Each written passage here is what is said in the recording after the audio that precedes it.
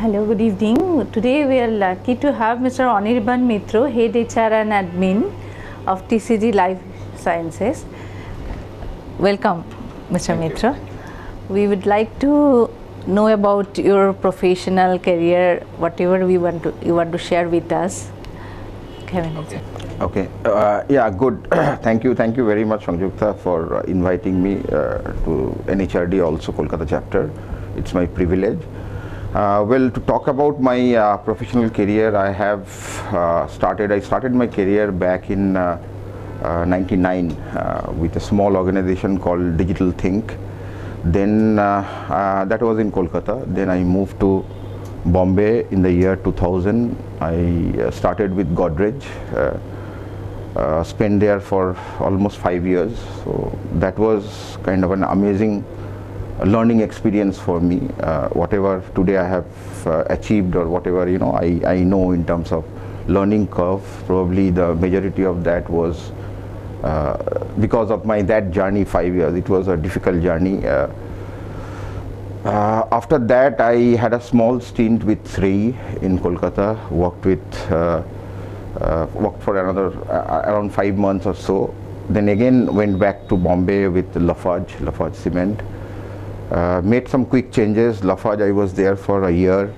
Then again came back to Kolkata with British Oxygen, BOC. It was a kind of specialized assignment taking care of the compensation and benefit part for BOC.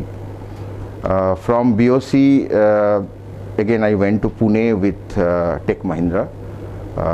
There I was looking after the international compensation, which was again a very specialized vertical in HR. From Tech Mahindra, I came back permanently to Kolkata with Cognizant. I spent almost 7.5 years with Cognizant. Saw a mammoth transformation journey. When I joined in 2008, Cognizant Kolkata was 5,000 employee center. When I left in 2015, the headcount was around 15,000. So you can understand the kind of growth we have seen over a period of 7-8 years. And from Cognizant, I joined a company called Vesuvius, because at that point of time I had two options. One, I could have continued with Cognizant, and as you know, Cognizant is a very big organization, and being in Kolkata, rising to the top of HR, it was a little difficult proposition. I realized that. So I had the option of either continue with a large organization playing probably a smaller role, comparatively smaller role, or move into a mid-size organization with a higher level role. And I had a kind of aspiration which was like, say, at the age of 45, 46, if I cannot lead the HR function for an organization, whatever may be the size, probably I will never be able to achieve that. So with that objective in mind, I moved from Cognizant to a company called Vesuvius, where I joined as the second to the head of HR. I spent 4.5 years there, learning how to work with the senior leadership team, executive presence, managing the senior stakeholders, the strategic part of the HR. It was a great learning for me, 4.5 years. And then I came across this opportunity with TCG Life Sciences, where heading the organization. So I joined TCG in 2019, so now 2.5 years, where I lead the HR function for 3 organizations in TCG Life Sciences Group. TCG Life Sciences is one which in Kolkata, which is predominantly a scientific organization. 90% of our population are scientists, and majority of them are PhDs and postdocs from premium institutes across globe. Some of the guys have actually worked with some Nobel laureates also. We have one organization which is a manufacturing plant in Hyderabad. We have another organization which is a startup called TCG Greenchem, that's in US. So now 3 organizations. So that's about my professional journey. 20 years I just completed.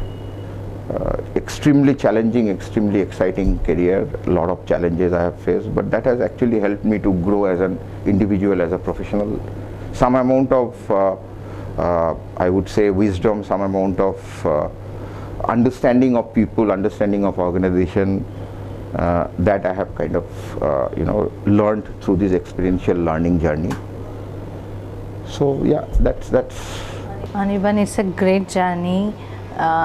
For your profession, you work different part of India, so definitely you have seen different cultural changes. What was the impact in your organizations for these changes? Definitely you have seen some changes. See, as I was telling you, before this discussion, see, every organization is different. Okay. Similarly, demography also make an impact on an organization and its people. Definitely, like, see, I worked in places like Bombay and Pune, like western part of India, for 7.5 years. So I have seen a typical culture there. Okay, good, bad. There is nothing called good and bad. Okay, everything is about perspective. Okay, so organization like Godrej, Lafarge, Tech Mahindra, which were in Bombay, Pune. Similarly, I worked with Cognizant, which was a global organization.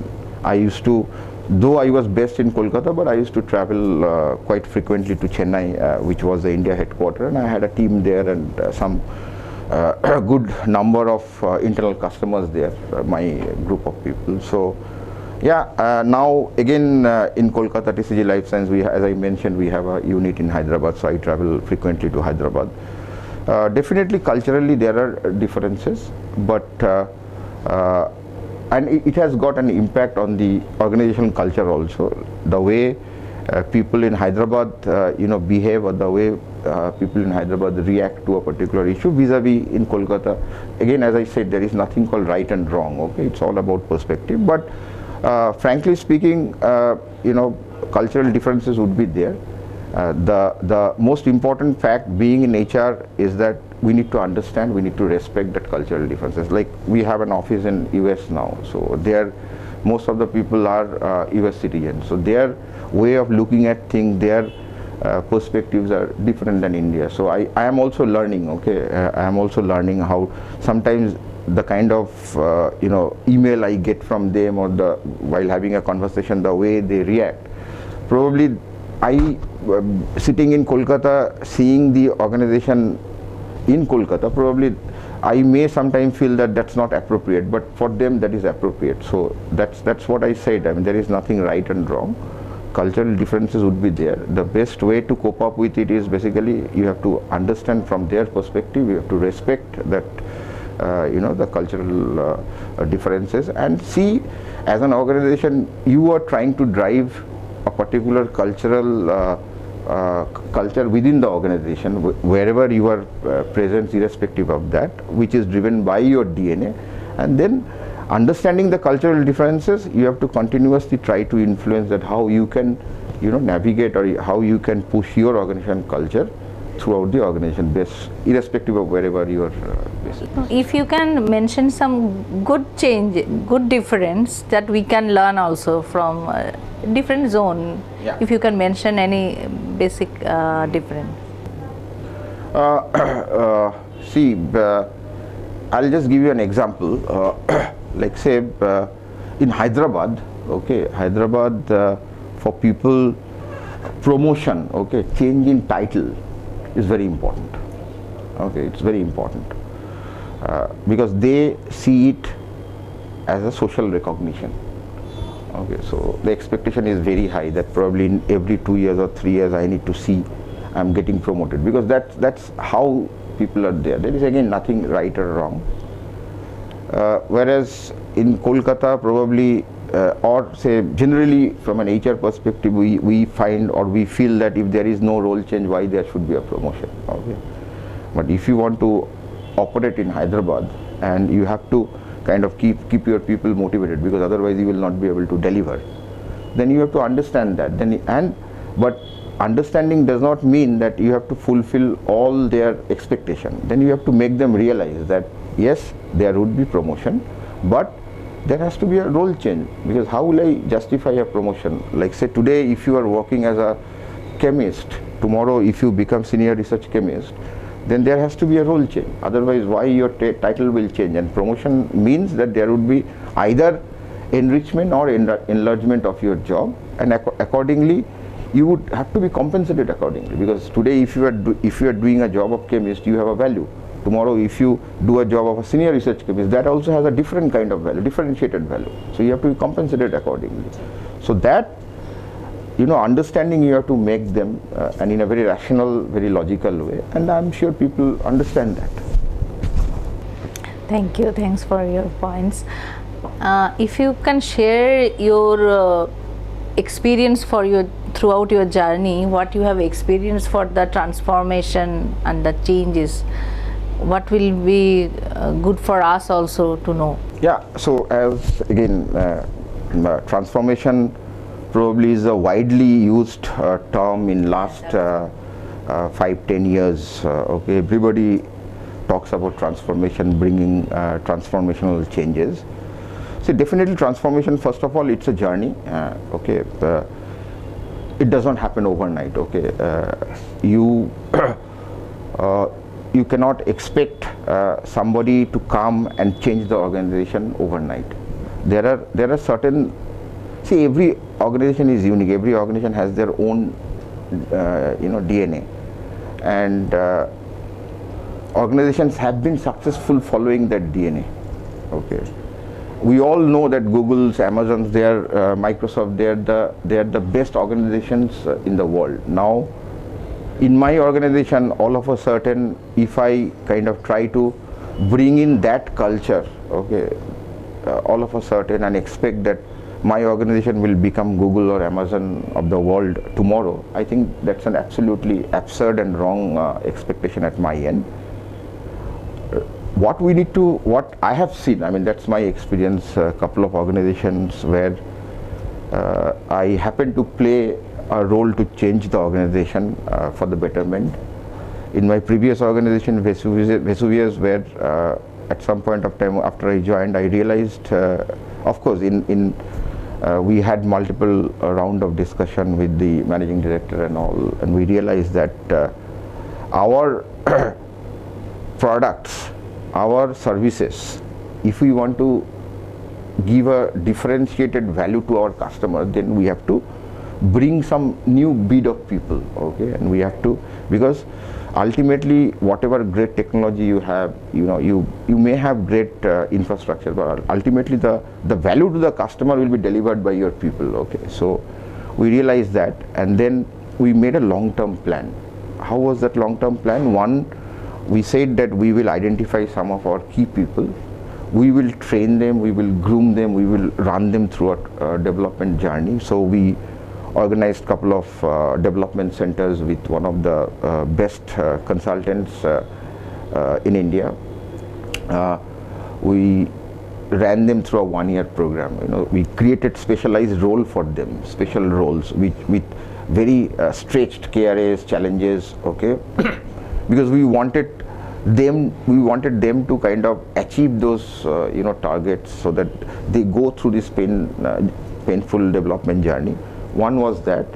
Second, we realized that earlier, you know, the kind of people, mainly the customer facing people, the sales services people, we didn't have many engineers. Okay, so then we started handpicking engineers from top institute, NITs, you know, across our sales locations across India, and over a period of almost 1.5 years, we built a strong team of almost 30 young engineers at different sales locations.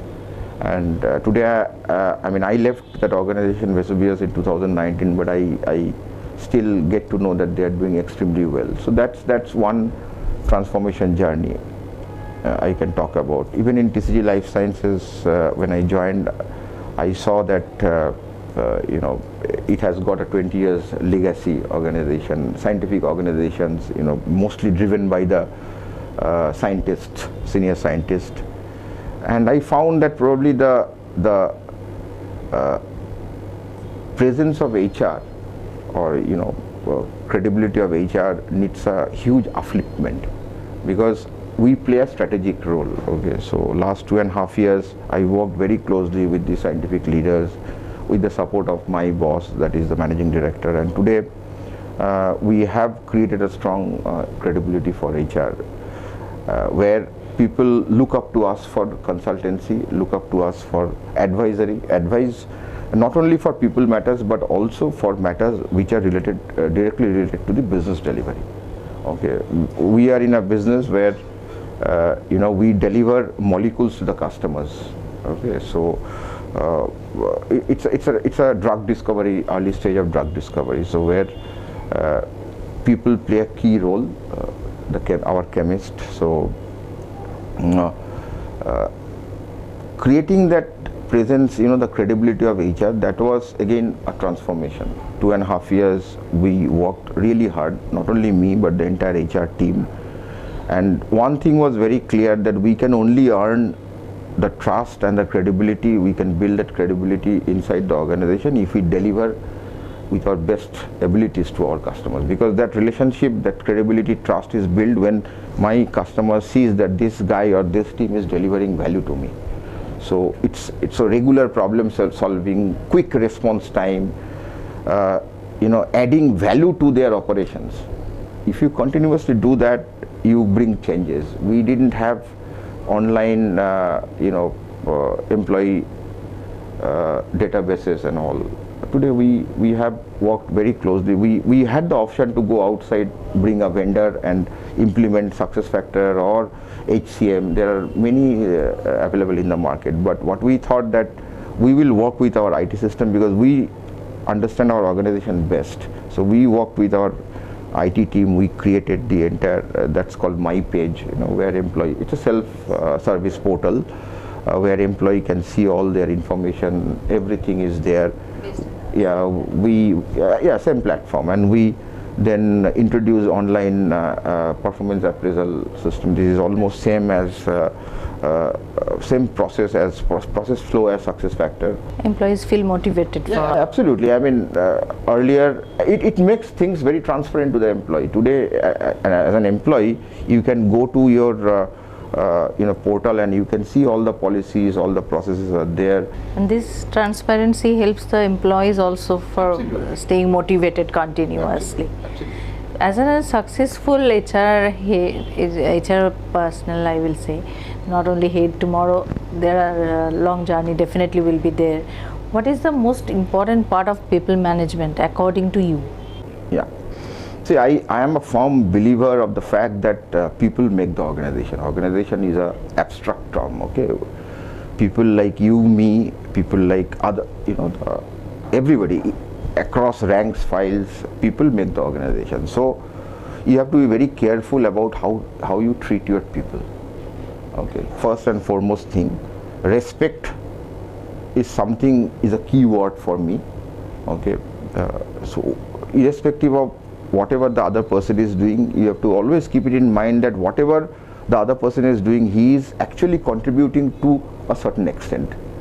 Okay, the lowest level of a technician, he is also making a contribution. If he does not make that contribution, your chemist will not be able to do his or her job. Okay, and if that chemist cannot do his or her job, the delivery manager will not be able to deliver the molecule to the customer. So everybody is a part of the entire value chain.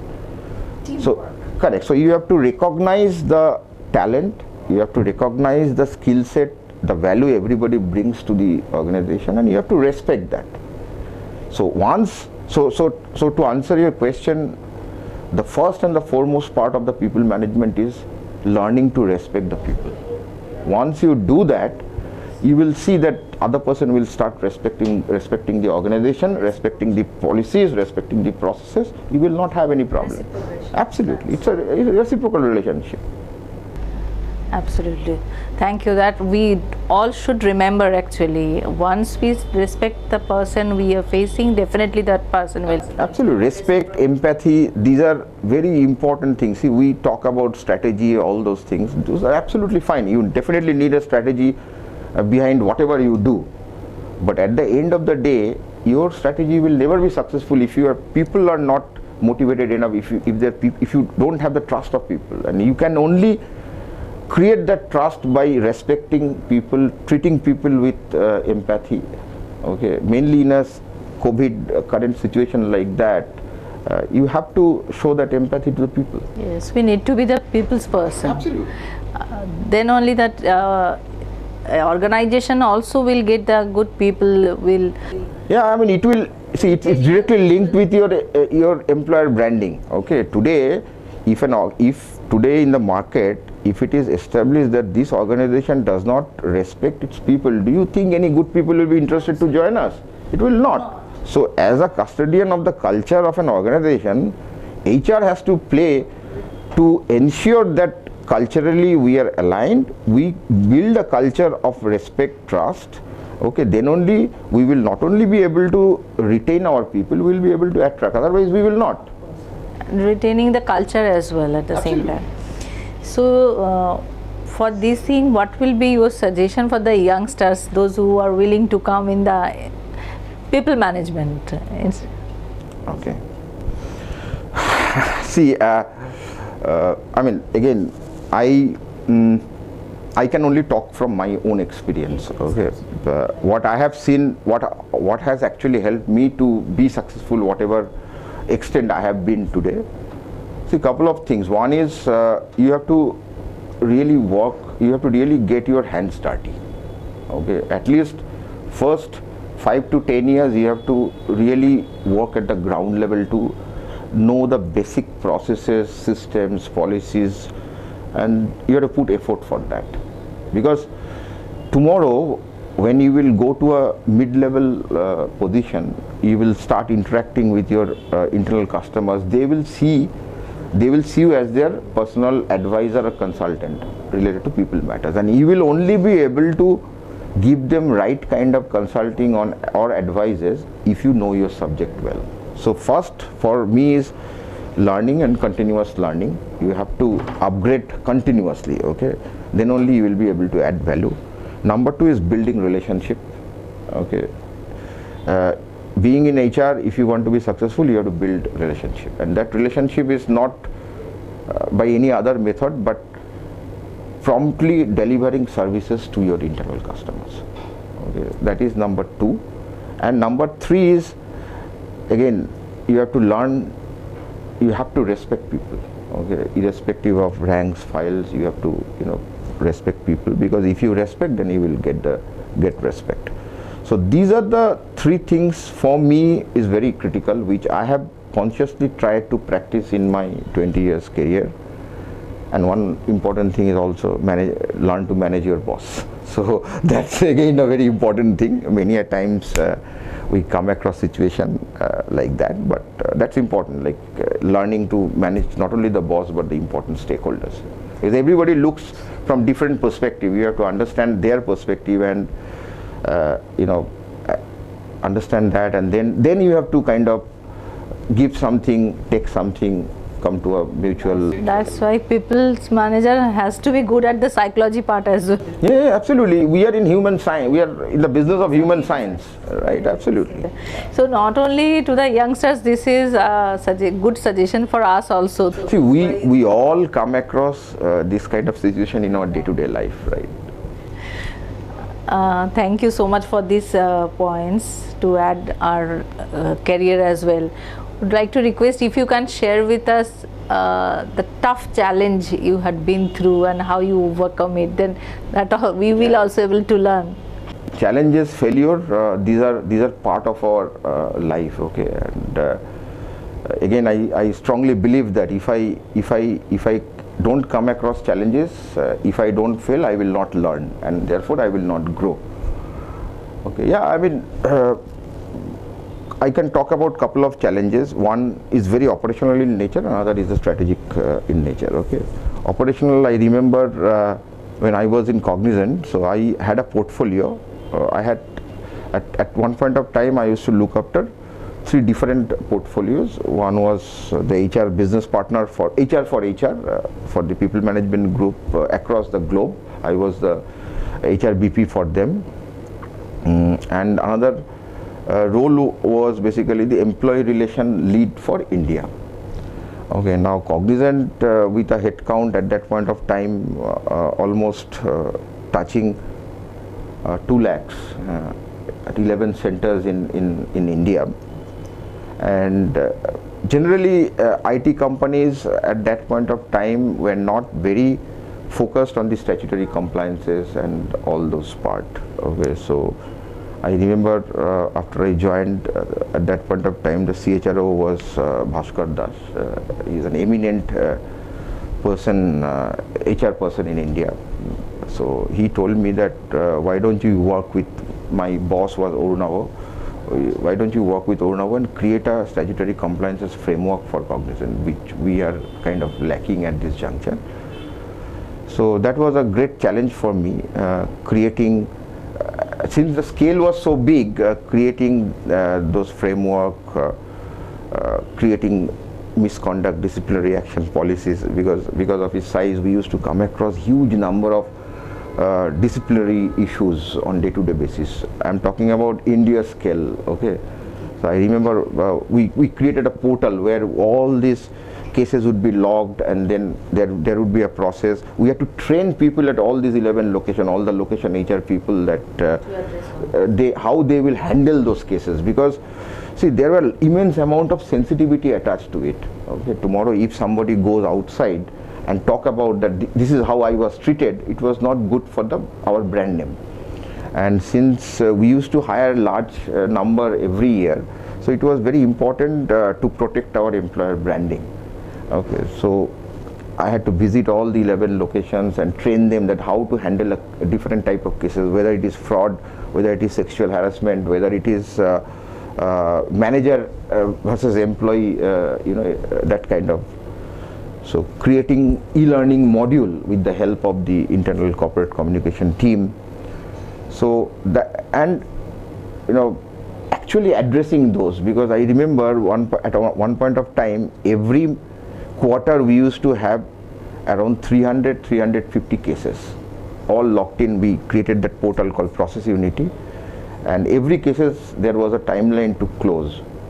Okay, so that was creating that framework, and this entire journey, it was immense challenging for me, but good that we created a huge amount of knowledge base. I feel it's extremely fulfilling, because I trained that group was called People Connect Group, PCG. We created that group, and it actually contributed significantly in the overall, the people deliverables of Cognizant in Kolkata, in India. So that was one example I can give. Second was when I joined TCG, as I said, this is my first job as the chief of HR. So till Cognizant, I never had that opportunity to work with the very senior management, like say managing director or his direct report is. So I really didn't know like how to talk to them, how to write a mail to them, okay, how to gain their confidence. Vesuvius, I got certain experiences working with the managing director directly at some point of time in some specific projects. But when I joined here, from day one, I had to work with my boss, who is the managing director, and also with the board. Okay, when it comes to the budget, when it comes to the compensation review, I have to present it to the board to get their approval. And trust me, it's an immensely challenging task, at least for a newly become head of HR like me, because they have a totally different mindset altogether. They see things from a very high level, and they have an extremely high level of intelligence.